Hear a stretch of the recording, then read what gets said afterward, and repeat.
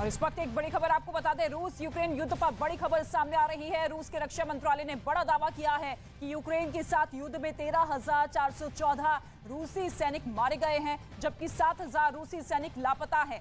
ये बड़ा दावा यूक्रेन की तरफ से किया गया है। कहा गया है कि युद्ध में अब तक 13,414 रूसी सैनिक मारे गए हैं और 7,000 रूसी सैनिक लापता हैं। ये बड़ा दावा यूक्रेन की तरफ से किया गया है कि अब तक कितने सैनिकों की मौत हो चुकी है। लगातार युद्ध बढ़ता हुआ नजर आ रहा है। दोनों देशों की सेना पुरजोर तरीके से वार पलटवार करती हुई दिखाई दे रही है और ऐसे में अब ये आंकड़ा जारी किया गया है यूक्रेन की तरफ से, ये बताते हुए कि 13,414 रूसी सैनिक अब तक हमने मार गिराए हैं। इसके साथ ही 7,000 रूसी सैनिक लापता हैं और उनको लेकर भी अब कुछ ही दिन में बड़ा दावा किया जा सकता है कि किस तरीके से लापता हुए हैं। और यूक्रेन युद्ध के दौरान रूस के खिलाफ युद्ध अपराध की जांच तेज कर दी गई है और इसी कड़ी में राजधानी कीव के अधिकारी सबूत जुटा रहे हैं। बताया यह जा रहा है कि कीव से 1,000 शव इकट्ठे किए गए हैं। दावा यह किया जा रहा है कि शवों पर टॉर्चर के निशान मिले हैं। इस वक्त की ये बड़ी खबर, किस तरीके से अब शवों के ढेर लगते हुए नजर आ रहे हैं। नरसंहार जो कि बूचा में नजर आया, उसके बाद अब राजधानी कीव से भी यही तस्वीरें सामने आ रही है।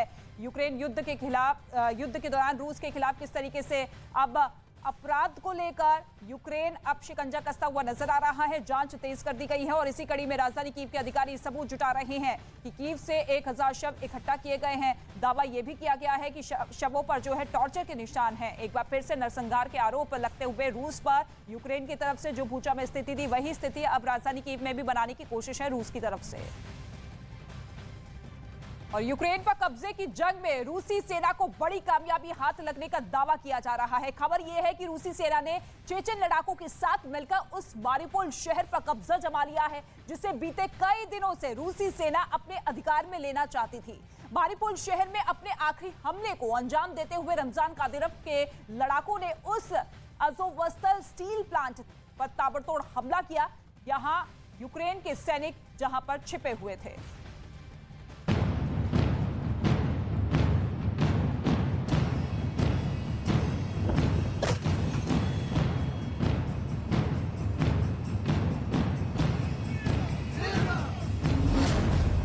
पुतिन की घातक सेना का जश्न।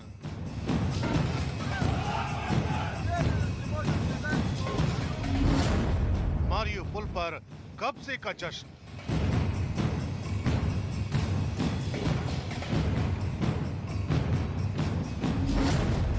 लाशों के ढेर पर पुतिन की सेना।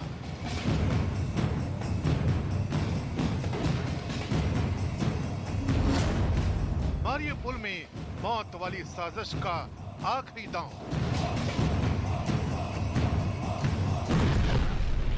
ये उसी मारिउपोल में हुई तबाही की तस्वीरें हैं जहां अब रूस ने कब्जे का दावा किया है। चेचन कमांडरों की खूनी फौज ने मारिउपोल में ऐसी भयानक तबाही मचाई कि किसी के भी रोंगटे खड़े हो जाएं। बताया जा रहा है कि पुतिन के बेहद करीबी रमजान कादिरोव के लड़ाकों की वजह से ही मारिउपोल जैसा शहर रूस के कब्जे में आ चुका है। और ये तस्वीरें उसी जश्न की हैं जिसमें कादिरोव के लड़ाके रूसी सेना के साथ मिलकर जीत का जय घोष कर रहे हैं।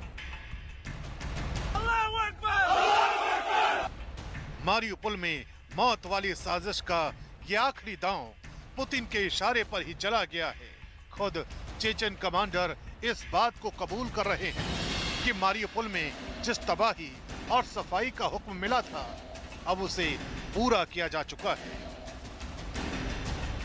Уверенности можем сказать, что Мариуполь город полностью очищен со стороны Азовсталя. Это административное здание Азовсталя. Спецоперация по уничтожению и очистке. मारिउपोल पर कब्जे के लिए रूसी सेना और चेचन कमांडरों ने इस बार उस अज़ोवस्ताल स्टील प्लांट को अपने निशाने पर लिया, जहां यूक्रेन के बचे हुए सैनिक छिपे हुए थे। दावा किया जा रहा है कि इस आखिरी हमले को अंजाम देने के लिए चेचन कमांडरों ने स्टील प्लांट पर भयंकर बमबारी की।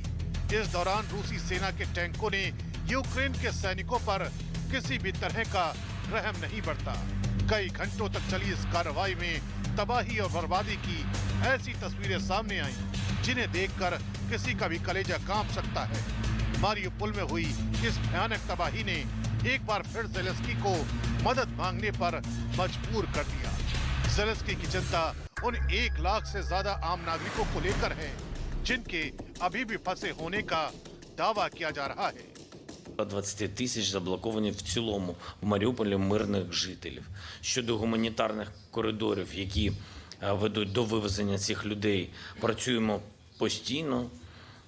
І постійно хтось когось вдається вивезти. Останній час росіяни блокують цей процес. Була пропозиція обміну, хоча б обміну поранених людей на поранених. दरअसल अज़ोवस्ताल स्टील प्लांट पर रूस के कब्जे के साथ ही मारियुपोल यूक्रेन के हाथ से निकल गया, जिसका ऐलान कुछ घंटे पहले ही चेचन कमांडर रमजान कादिरोव ने कर दिया था।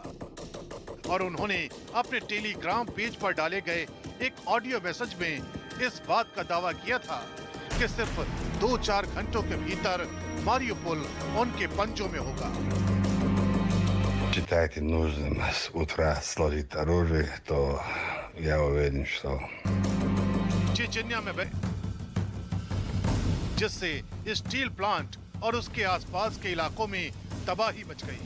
यूक्रेन के जिन सैनिकों ने वहां से भागने की कोशिश की, वो रूसी सेना और चेचन लड़ाकों के हमले में मारे गए।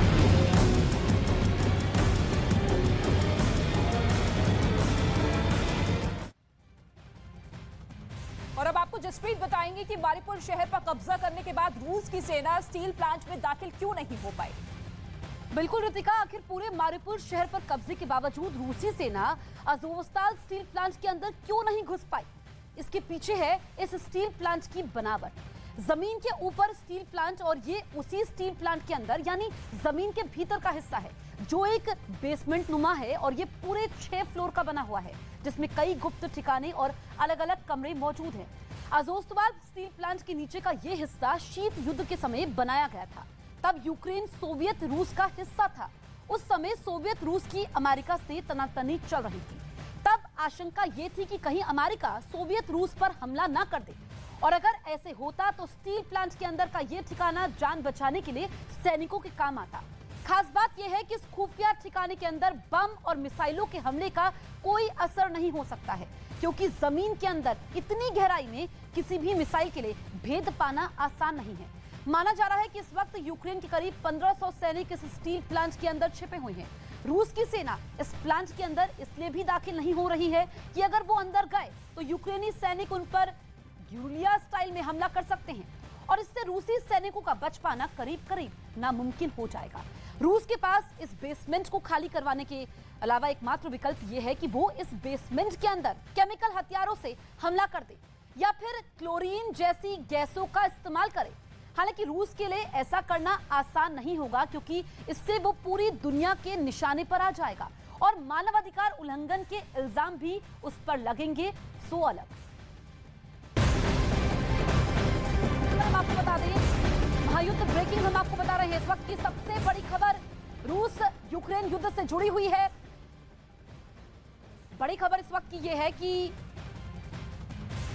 रूस से यूक्रेन युद्ध पर मारियुपोल के कब्जे के बाद रूस की सेना ने पूरी ताकत से यूक्रेन के खार्किव पर हमला बोला है। वहां रूस के मिसाइल हमले ने बड़ी बड़ी इमारतों को तहस नहस कर दिया है, जिसकी कुछ तस्वीरें सामने आई हैं। उनमें एक तस्वीर में मिसाइल हमले में खंडर बन चुकी एक ऊंची इमारत की दीवार को राहत और बचाव दल के लोग नीचे गिराते हुए दिखाई दिए।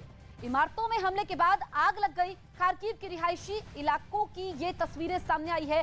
रूस यूक्रेन युद्ध पर बहुत बड़ी खबर हम आपको बता रहे हैं। खार्किव में जोरदार हमला हुआ है, इमारतों को निशाना बनाया गया है। ये तस्वीरें आप देख सकते हैं, सिर्फ तबाही की तस्वीरें सामने आ रही है। और मारियुपोल पर कब्जे के बाद रूस की सेना ने पूरी ताकत से यूक्रेन के खार्किव पर हमला बोला है। और मारियुपोल पर कब्जे के बाद रूस की सेना ने पूरी ताकत से यूक्रेन के खार्किव पर हमला बोल दिया है। वहां रूस के मिसाइल हमले ने बड़ी बड़ी इमारतों को तहस नहस कर दिया है, जिसकी कुछ तस्वीरें भी सामने आई हैं। उनमें एक तस्वीर में मिसाइल हमले में खंडर बन चुकी एक ऊंची इमारत की दीवार को राहत और बचाव दल के लोग नीचे गिराते हुए दिखाई दिए। इमारतों में हमले के बाद आग लग गई, जिसकी तस्वीर आप देखिए। आग बुझाने का प्रयास भी लगातार जारी है, लेकिन रूस ने किस तरीके से मिसाइल हमले यहाँ पर किए हैं बमबारी लगातार जारी है। खार्किव और मारिउपोल शहर पर इस वक्त रूस की सेना कहर बरपाती हुई।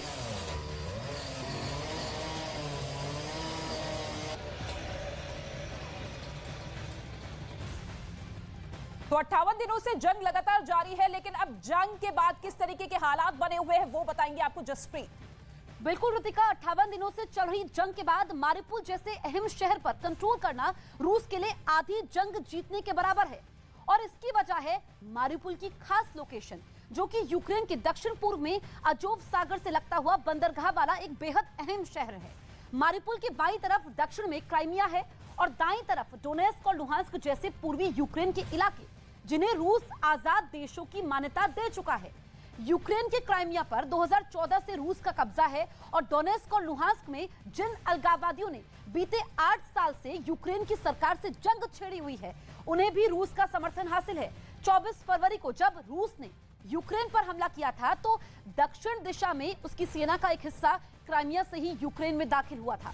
वहां से रूस की सेना यूक्रेन के उत्तर पूर्व की तरफ आगे बढ़ी और कुछ दिन बाद मारिउपोल तक पहुंची थी।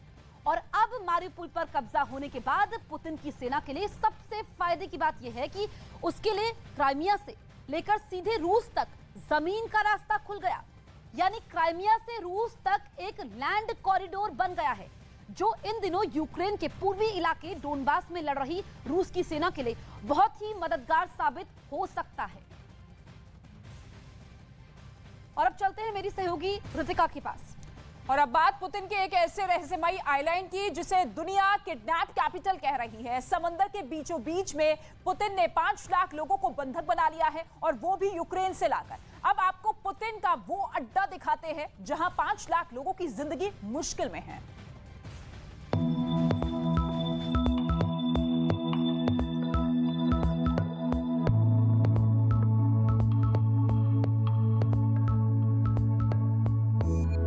समंदर के बीच ये पुतिन का ऐसा टॉर्चर लैंड है जहां सिर्फ पुतिन का कानून चलता है।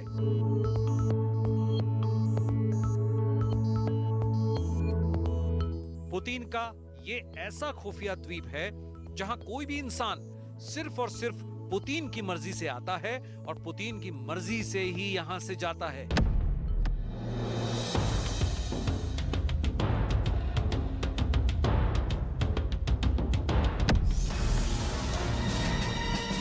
इस आइलैंड पर जो आ गया, समझिए उसकी जिंदगी की हर सांस पर पुतिन का कब्जा हो गया।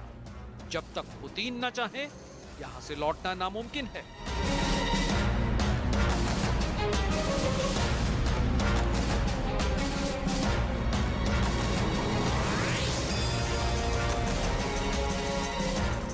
किसी को अगर काला पानी जैसी सजा देनी हो तो पुतिन उसे यहीं भेजते हैं।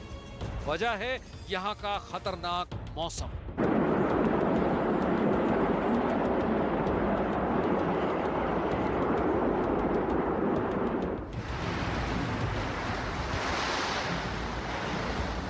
यहाँ साल के 9 महीने बर्फीला तूफान चलता है।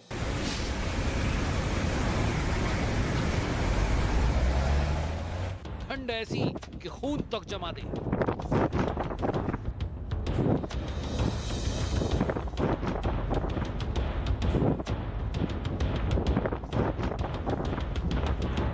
दावा है कि ऐसे मौसम वाले खतरनाक आइलैंड में पुतिन ने यूक्रेन के 5 लाख लोगों को कैद कर रखा है। अगले 2 साल तक उनके यहां से लौटने पर पाबंदी है।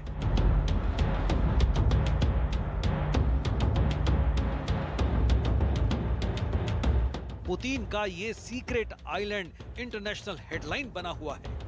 वजह है इस सीक्रेट आइलैंड को लेकर बहुत बड़ा दावा है कि पुतिन ने यहां यूक्रेन के लाखों लोगों को बंधक बना रखा है। उन्हें वर्क कैंप में रखा गया है। यहां तक कि उन्हें अब यूक्रेन का नाम भी भूल जाने को कहा गया है।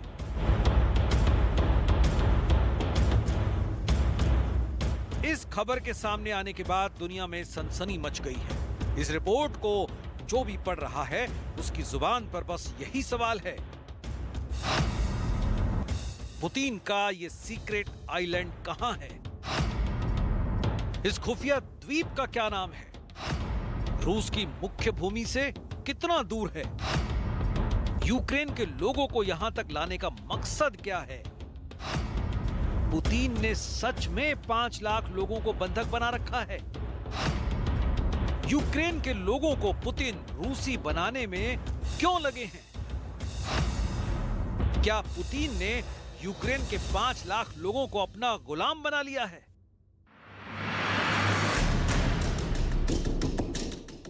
इन सभी सवालों के जवाब आपको सिलसिलेवार देंगे। इस सीक्रेट द्वीप का नाम भी बताएंगे और पता भी बताएंगे। लेकिन उससे पहले इस द्वीप को रूस का काला पानी क्यों कहा जाता है, इसे समझ लीजिए।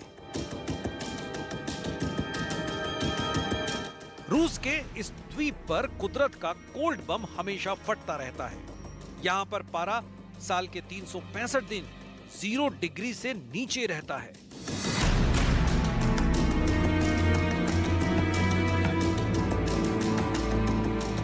ऐसे मौसम में जब यहां बर्फ का तूफान आता है, उस वक्त यहां का चप्पा चप्पा जम जाता है।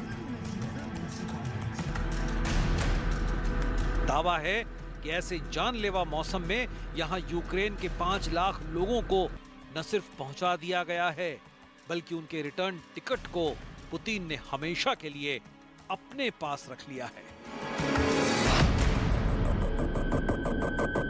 दावे के मुताबिक आइलैंड आए 5 लाख यूक्रेनी लोगों में 1,21,000 बच्चे हैं, जिन्हें जबरन यूक्रेन से रूस के खुफिया द्वीप पर पहुंचा दिया गया है।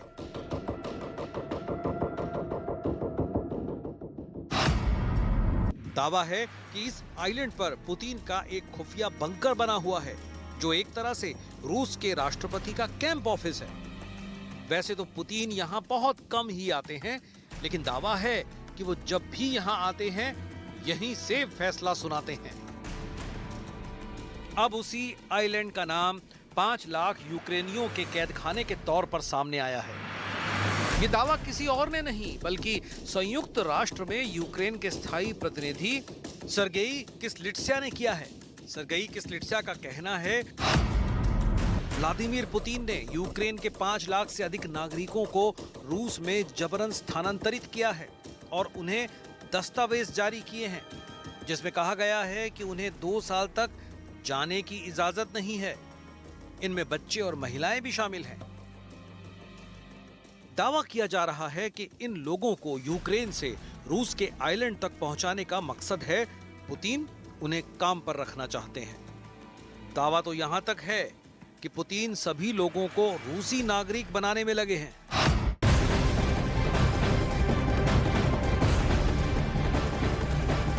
इस वक्त कुछ तस्वीरें जारी की जिनमें रूस का एक हेलीकॉप्टर मलबे के ढेर में तब्दील दिखाई दिया। यूक्रेन की सेना ने दावा किया कि ये रूसी सेना के सबसे घातक जंगी हेलीकॉप्टर का-52 का मलबा है, जिसे उसने सोवियत संघ के दौर में बने इग्ला एयर डिफेंस सिस्टम की मदद से मार गिराया। और इस कामयाबी के बाद यूक्रेन के जवानों ने रूस का मजाक उड़ाने में भी कोई कसर नहीं छोड़ी, क्योंकि उन्होंने रूस के जिस का-52 हेलीकॉप्टर को तबाह किया, उसकी कीमत करीब $1.5 करोड़, मतलब भारतीय रुपयों में 100 करोड़ से ज्यादा है। जबकि यूक्रेन ने जिस इग्ला एयर डिफेंस सिस्टम की मदद से उसे मार गिराया, उसकी कीमत महज $100 यानी भारतीय रुपयों में करीब 8,000 रुपए है। और यूक्रेन के जवान ने कंधे पर रखकर इस्तेमाल किए जाने वाले इस सिस्टम की मदद से हमले के लिए पहुंचे रूसी हेलीकॉप्टर पर 2 मिसाइलें दागी। पहली मिसाइल को तो का-52 ने चकमा दे दिया, लेकिन दूसरी मिसाइल से वो नहीं बच पाया और धमाके के बाद जमीन पर गिर गया।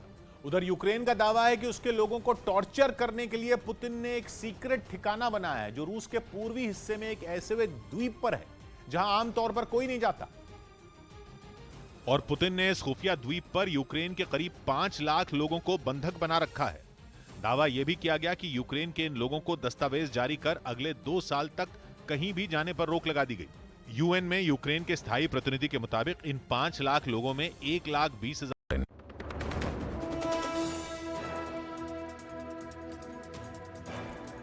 पीएम मोदी के जम्मू दौरे से पहले सुरक्षा बल को मिली बड़ी कामयाबी। सुंजवा कैंप के पास मुठभेड़ में 2 आतंकी ढेर, 1 जवान भी शहीद। दो मिलिटेंट को मिलिटेंट्स को मार गिराया है और सर्च ऑपरेशन अभी भी जारी है। ब्रिटेन के प्रधानमंत्री बोरिस जॉनसन का दिल्ली में भव्य स्वागत। गार्ड ऑफ ऑनर के बाद प्रधानमंत्री मोदी ने किया स्वागत। जॉनसन ने राजघाट पहुंचकर महात्मा गांधी को भी दी श्रद्धांजलि। 2024 में जीत के लिए प्रशांत किशोर ने दिया कांग्रेस को नटराज फॉर्मूला। अलग अलग राज्यों के लिए बनाई अलग अलग रणनीति। कांग्रेस में सचिन पायलट को मिल सकती है बड़ी जिम्मेदारी। कांग्रेस अध्यक्ष सोनिया गांधी से मुलाकात के बाद अटकलें तेज। पायलट से पहले सोनिया गांधी ने गहलोत से भी की थी मुलाकात। दक्षिणी और पूर्वी दिल्ली नगर निगम को दिल्ली बीजेपी अध्यक्ष आदेश गुप्ता की चिट्ठी। अवैध अतिक्रमण के खिलाफ की कार्रवाई की मांग। राजस्थान के अलवर में अतिक्रमण हटाने के नाम पर 3 मंदिरों को तोड़ने पर विवाद। प्रशासन के साथ मिलकर मंदिर गिराने के आरोप में कांग्रेस विधायक पर एफआईआर दर्ज। दिल्ली के सागरपुर इलाके में बदमाश ने चाकू मारकर की महिला की हत्या। सीसीटीवी में जान बचाने के लिए बच्चों संग भागती दिखी महिला। इसके खिलाफ युद्ध अपराध के आरोपों की जांच तेज है। कीव के आसपास से अधिकारियों ने जुटाए 1000 शवों पर पाए गए टॉर्चर के निशान। कोरोना ने फिर बढ़ाई चिंता। लगातार तीसरे दिन 2000 से ज्यादा नए मामले आए सामने। दिल्ली में सबसे ज्यादा 965 नए कोरोना केस।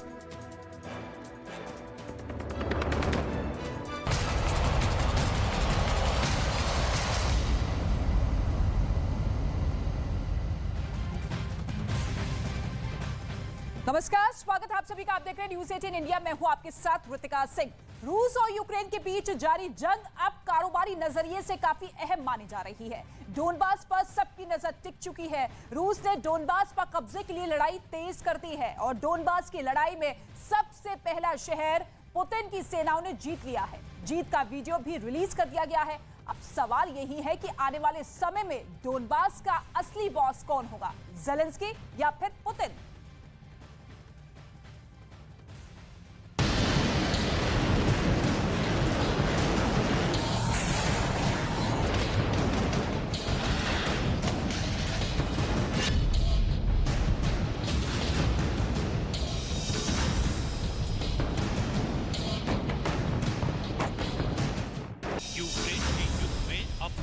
पलटने वाला है। ज़ेलेंस्की ने कीव में जो पराक्रम दिखाया है वो अब डोनबास में बिल्कुल नहीं चलने वाला है।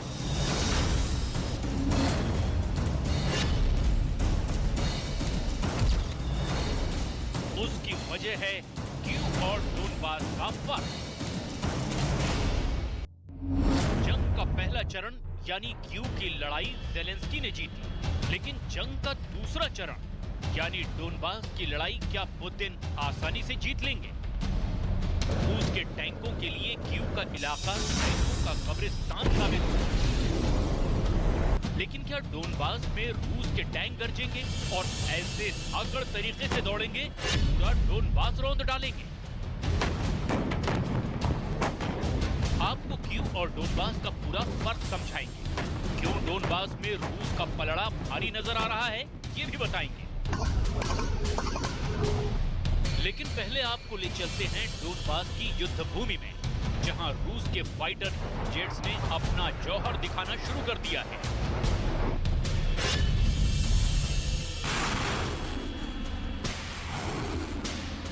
यूक्रेन के करीब 1000 छोटे मोर्चे और हथियारों पर रूस ने सफलतापूर्वक बमबारी की है। डोनबास में पुतिन की जीत शुरू हो चुकी है। रूस ने बैटल ऑफ डोनबास में पहला शहर जीत लिया है। बैटल ऑफ डोनबास के इस सबसे पहले शहर का नाम है क्रेमिना। यूक्रेन के नक्शे में ये है क्रेमिना शहर। रूस की आर्मी ने क्रेमिना की कुछ तस्वीरें रिलीज की हैं, जिसमें दिखाया गया है कि किस तरह यूक्रेन की आर्मी इस क्रेमिना शहर को छोड़कर भाग गई है। और न सिर्फ ज़ेलेंस्की के लड़ाके भाग गए, बल्कि अपने T-65 टैंक भी छोड़ गए हैं, जिस पर रूस के सैनिकों ने कब्जा कर लिया है और बकायदा यूक्रेन के टैंक पर चढ़कर उनकी पूरी जांच पड़ताल भी की। क्रेमिना शहर की आबादी 18,000 है। अब इस शहर पर पूरी तरह से रूस का कंट्रोल है। इस शहर पर पुतिन ने चौतरफा हमला किया था। क्रेमिना की इस लड़ाई में अब तक आधिकारिक रूप से 200 लोगों के मारे जाने की खबर आई है। मरने वालों का ये आंकड़ा बढ़ भी सकता है। यूक्रेन के नक्शे को दोबारा देखिए। डोनेत्स्क और लुहांस्क के करीब ये शहर है क्रेमिना, और क्रेमिना के करीब है क्रामेटोर्स्क। अब इस शहर पर धावा बोलने की तैयारी पुतिन की सेना ने शुरू कर दी है। यूक्रेन के क्रामेटोर्स्क में रूस की सेना ने हमले शुरू कर दिए हैं।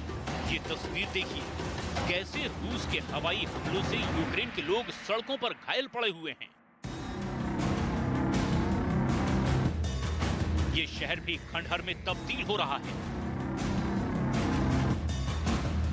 मिसाइलों के अटैक से इस शहर में बड़े बड़े गड्ढे बन गए हैं। जान बचाने के लिए यूक्रेन के लोग इस शहर को छोड़कर भाग रहे हैं। एक बार जब रूस की सेना डोनबास पर पूरी तरह से कब्जा कर लेगी तो कीव पर ज्यादा बड़ा हमला किया जा सकता है और इसीलिए ज़ेलेंस्की की बेचैनी अब और ज्यादा बढ़ गई है।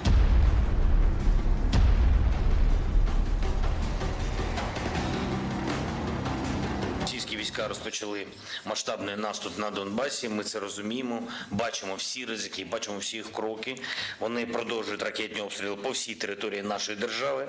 Тримають в облозі зараз по наших даних біля 120 тисяч осіб тільки в Маріуполі. Злочини, які відбуваються там, набагато страшніші і масштабніші, ніж це було в Бородянці. Переконаний, що спільними зусиллями ми зможемо притягнути всіх винних до відповідальності. И точно я вам обещаю। ज़ेलेंस्की की मुश्किल अभी और बढ़ने वाली है, क्योंकि कीव और डोनबास के मैदाने जंग में बहुत बड़ा फर्क है।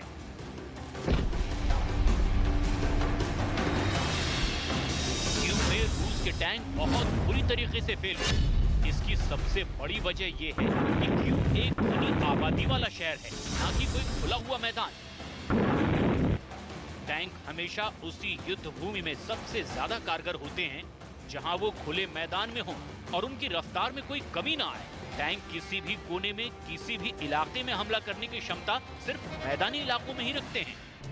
जबकि अगर आप गौर करें तो कीव एक ऐसा शहर है जो यूक्रेन की राजधानी है और राजधानी होने की वजह से वहां पर बिल्डिंग्स और बड़ी इमारतों का एक पूरा जाल फैला हुआ है। टैंक रफ्तार पकड़कर दौड़ सके, कीव में ऐसी परिस्थितियां नहीं थी। यही वजह है कि कीव की सीमा पर ही रूस के टैंकों की गति धीमी हो गई। कीव में मुख्य राजमार्ग पर रूस के टैंक मूव नहीं कर पा रहे थे, क्योंकि टैंक यूक्रेन के स्विच ब्लेड ड्रोन के निशाने पर आसानी से आ रहे थे। अपने देश की राजधानी के राजमार्गों पर यूक्रेनी सैनिकों के लिए निशाना लगाना बहुत आसान था। जब रूस के टैंक ने कीव के अंदर जमीन पर उतरने की कोशिश की, तब जमीन नरम होने की वजह से रूस के टैंकों की रफ्तार कम हो गई। ऐसी स्थिति में रूस के टैंक जेवलिन मिसाइलों और ड्रोन के निशाने पर आ गए।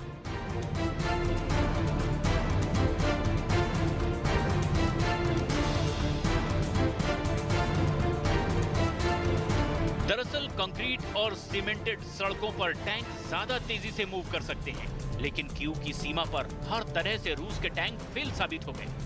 लेकिन इधर डोनबास के अंदर परिस्थितियां बिल्कुल अलग हैं। डोनबास एक मैदानी इलाका है, यहाँ दूर दूर तक खेत हैं, यहाँ ग्रामीण इलाके ज्यादा हैं, यहाँ कीव जैसी इमारतें भी नहीं हैं, जहाँ से लंबे वक्त तक छापामार लड़ाई को जारी रखा जा सके।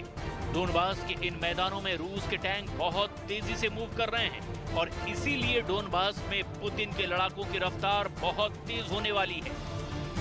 यही वजह है कि एक बार फिर ज़ेलेंस्की ने शांति की अपील शुरू कर दी है। Я цього, або я цього не хочу, готовий до діалогу. Упродовж останніх, які у мене були, які мені народ дав останніх 3 років, готовий до діалогу щодо кінця війни з президентом Російської Федерації. Це так само, коли вони виходили постійно з медіасигналами, поки не почали повномасштабне вторгнення. Ще раз підкреслюючи, що вони не готові до мирного врегулювання. डोनबास में टैंक रूस के लिए इसीलिए भी ज्यादा फायदेमंद साबित हो सकते हैं क्योंकि स्विच ब्लेड ड्रोन एक बड़े मैदानी इलाके में कम कारगर हैं। स्विच ब्लेड कामिकाज़े ड्रोन से ज्यादा 40 मिनट तक उड़ान भर सकते हैं। कीव जैसी घनी आबादी वाले इलाके में तो ये स्विच ब्लेड ड्रोन कामयाब थे, लेकिन डोनबास के बड़े मैदानी इलाकों में इनके लिए रूसी टैंकों के काफिले पर हमला करना बहुत मुश्किल हो जाएगा। डोनबास में पुतिन की जीत इसीलिए भी आसान हो सकती है क्योंकि कीव डोनबास से लगभग 500 किलोमीटर की दूरी पर है। डोनबास में रूस की सेना के लिए कीव जैसी सप्लाई लाइन की कोई दिक्कत नहीं होगी। इसके अलावा डोनबास के इलाकों में मैदानों में छापामार युद्ध नहीं, बल्कि सीधी लड़ाई होगी और सीधी लड़ाई में रूस के सैनिकों का पलड़ा भारी होगा, क्योंकि उनकी संख्या भी ज्यादा है। साल 2014 से ही रूस यहाँ लड़ रहे अलगाववादियों को समर्थन दे रहा है, इसीलिए भी रूस डोनबास के इलाके से ज्यादा परिचित है। और यही वजह है कि रूस अभी से खुद को जीता हुआ दिखाना चाहता है।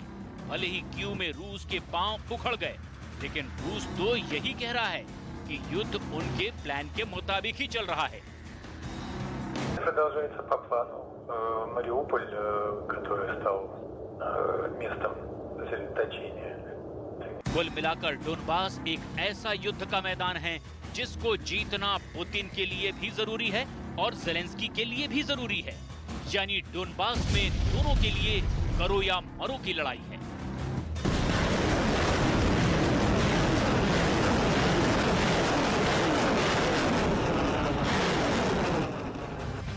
और पुतिन अब यूक्रेन के कुछ इलाकों पर जल्द से जल्द पूरा कंट्रोल चाहते हैं और यही वजह है कि रूसी सेना यूक्रेन के कुछ इलाकों में आर पार की लड़ाई के तहत भीषण बमबारी कर रही है। ये वो इलाके हैं जो रूस से सटे हुए हैं।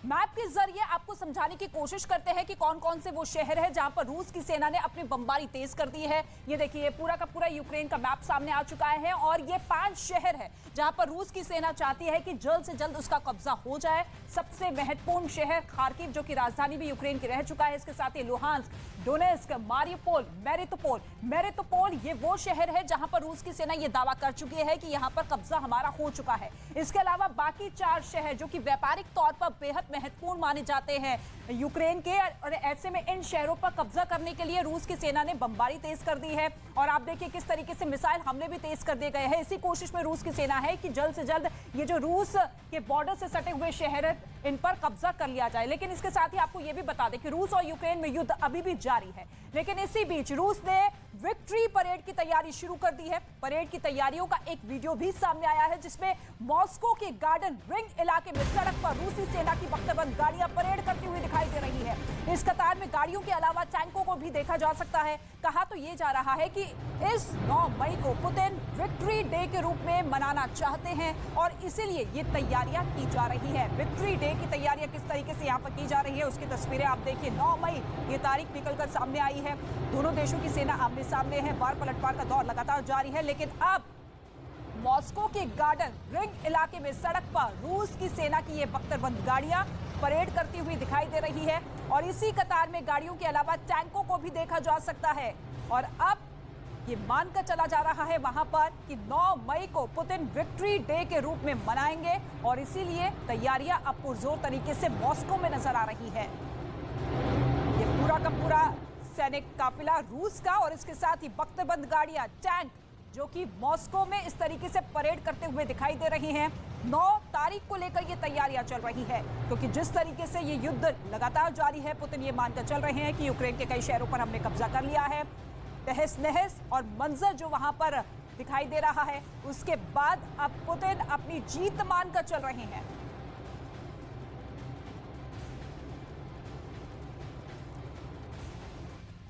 और एक बार फिर से जसप्रीत का हम रुख करेंगे, वो बताएंगे कि किस तरीके के हालात वहां पर बने हुए हैं। दोनों देशों की सेना भले ही आमने सामने है, लेकिन पुतिन के दिमाग में क्या कुछ चल रहा है। बिल्कुल ऋतिका, दरअसल 24 फरवरी से शुरू हुई रूस और यूक्रेन की जंग को 2 महीने होने जा रहे हैं। माना जा रहा था कि ये जंग महज कुछ ही दिन में खत्म हो जाएगी और रूस यूक्रेन को आसानी से हरा देगा, लेकिन ऐसा हुआ नहीं। रूस के साथ जंग में कोई भी देश सीधे तौर पर यूक्रेन के साथ नहीं आया, लेकिन रूस के खिलाफ दुनिया एकजुट हो गई। अमेरिका समेत कई देशों ने यूक्रेन को हथियार और पैसे की मदद की। 15 मार्च 2022 को अमेरिका ने 1 लाख करोड़ से ज्यादा की सैन्य मदद की। वहीं 24 मार्च 2022 को फिर 7500 करोड़ से ज्यादा की सैन्य मदद अमेरिका ने की। वहीं 14 अप्रैल को फिर ज़ेलेंस्की की अपील पर 60 लाख करोड़ से ज्यादा की सहायता दी गई। रूस से मुकाबला करने के लिए 800 स्टिंगर एंटी एयरक्राफ्ट सिस्टम भी दिया गया। वहीं 2000 जैवलिन मिसाइल भी यूक्रेन को अमेरिका ने दिया। 1000 हल्के एंटी आर्मर हथियार की भी मदद अमेरिका ने यूक्रेन को दी। अमेरिका ने 6084 एंटी आर्मर सिस्टम भी दे दिया। और अब वापस चलते हैं ऋतिका के पास, जो आगे की खबरें बताएंगी। बिल्कुल, और इस बीच आपको ये बता देते हैं कि अमेरिका के दिमाग में क्या कुछ चल रहा है। अमेरिका ने यूक्रेन के रूस के खिलाफ जंग लड़ने के लिए अपने आधुनिक ड्रोन घोस्ट की एक खेप को यूक्रेन भेज दिया है। बताया यह गया है कि यूक्रेन की जरूरतों को देखते हुए अमेरिकी एयरफोर्स ने इसे तैयार किया है ताकि यूक्रेन की सेना रूस की फौज पर घातक हमले कर सके। घोस्ट ड्रोन दिखने में छोटा जरूर है, लेकिन दावा यह है कि यह दुश्मनों पर कहर बनकर टूटता है। कुछ दिन पहले अमेरिका ने यूक्रेन के लिए $800 मिलियन यानी कि भारतीय रुपयों के हिसाब से 6000 करोड़ से ज्यादा के पैकेज का ऐलान किया था। तो यूक्रेन को अमेरिका ये घोस्ट ड्रोन भेज रहा है जो कि अत्याधुनिक है, और मानकर ये चला जा रहा है कि ये हथियार काफी कारगर साबित होंगे रूस के खिलाफ यूक्रेन के लिए। और ऐसे में अमेरिका ये बड़े बड़े दावे जो कर रहा था वो अब जमीनी तौर पर नजर भी आ रहे हैं, और ये बड़ी खेप अमेरिका की तरफ से पहुंचाई गई है। और इसी ड्रोन की खासियत के बारे में अब जसप्रीत आपको बताएंगे। बिल्कुल ऋतिका, इस ड्रोन की खासियत ये भी है कि ये दुश्मनों को चकमा देकर उसके ठिकाने को टारगेट कर लेता है।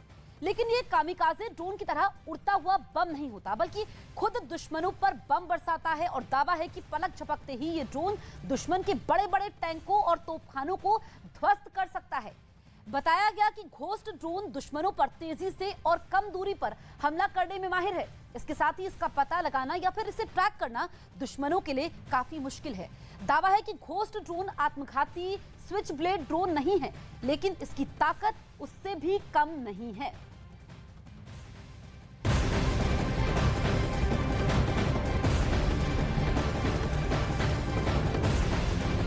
इस वक्त की बड़ी खबर आपको बता दें, फिनलैंड नेटो में शामिल हो सकता है।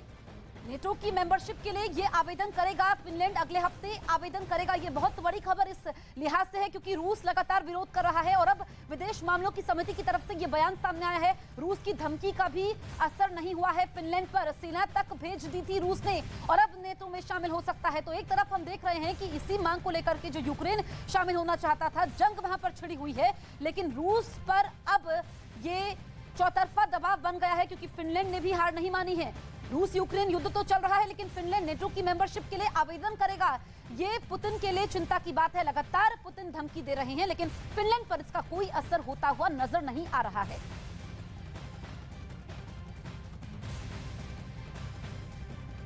और इस बीच एक बड़ी खबर आपको बता दें, फिनलैंड एक तरीके से नाटो में शामिल होने के लिए अब तैयारी शुरू कर रहा है। अगले हफ्ते आवेदन रखा जाएगा। लेकिन इसके साथ ही बड़ी खबर, इजराइल से बड़ी खबर सामने आ रही है। अल-अक्सा मस्जिद में झड़प हुई है। झड़प की ये बड़ी खबर, पुलिस प्रदर्शनकारियों में ये झड़प हुई है। इजराइल पुलिस के साथ झड़प हुई है, ये जानकारी सामने आ रही है। अल-अक्सा मस्जिद के अंदर प्रदर्शनकारियों के साथ झड़प होती हुई नजर आई है पुलिस की। इजराइल से ये बड़ी खबर मिल रही है। मस्जिद के अंदर ये तस्वीर भी सामने आ चुकी है। न्यूज़ 18 इंडिया पर ये एक्सक्लूसिव तस्वीर आप देखिए। तो अल-अक्सा मस्जिद के अंदर पुलिस और प्रदर्शनकारियों में झड़प हुई है। क्या कुछ ये पूरा मामला रहा है, किस वजह से दोनों पक्ष आमने सामने हुए हैं, ये तमाम जानकारी जुटाने की कोशिश करेंगे। लेकिन किस तरीके का माहौल, अफरा तफरी वहां पर मची, उसकी तस्वीर आप देखिए। अल-अक्सा मस्जिद के भीतर प्रदर्शन